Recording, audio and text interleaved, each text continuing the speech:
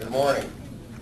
I'm Doug Costle, Administrator of EPA. I'd like to also introduce John Haney and Steve Jellick.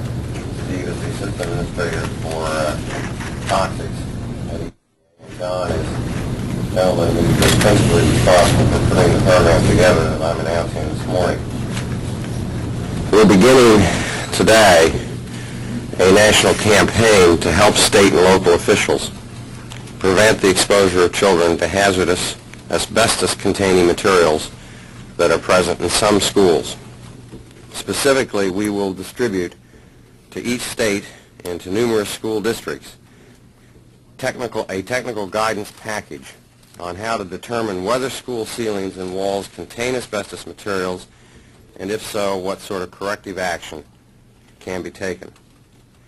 In addition, we are now operating during working hours a toll-free number, and that number is 800-424-9065, 800-424-9065, to answer questions about the school asbestos program and to fill requests for guidance packages.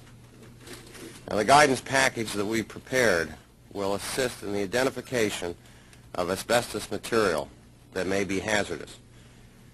Identification and sampling of asbestos material is very simple and can be accomplished in a short period of time by anyone following the step-by-step process laid out in this guidance package.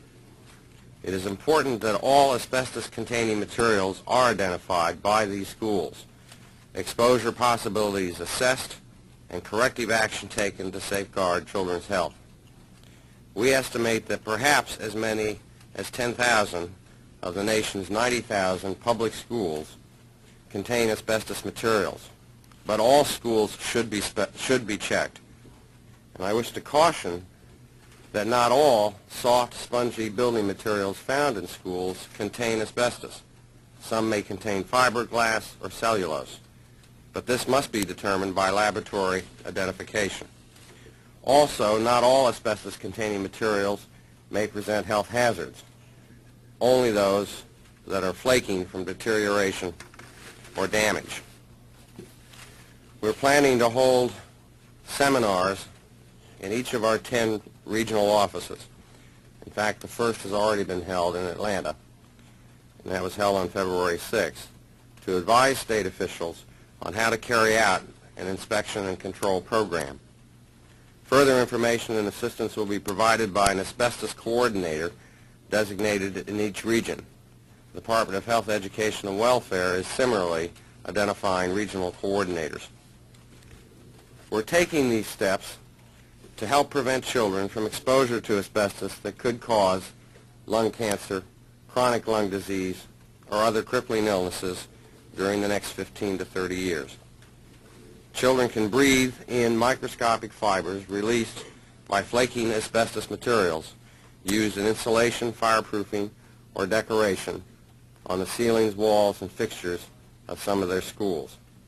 These fibers can lodge in their lungs and eventually can cause cancer or other serious ailments.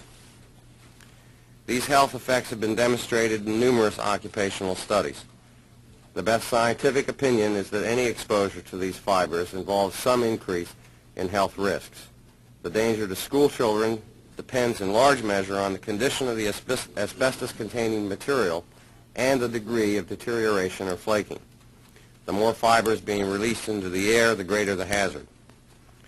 At present, the extent to which asbestos-containing materials exist in the nation's schools and other buildings is uncertain.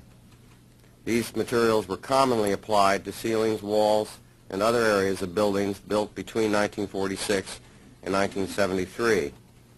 In 1973, EPA issued air pollution control rules that stopped these kinds of uses of asbestos.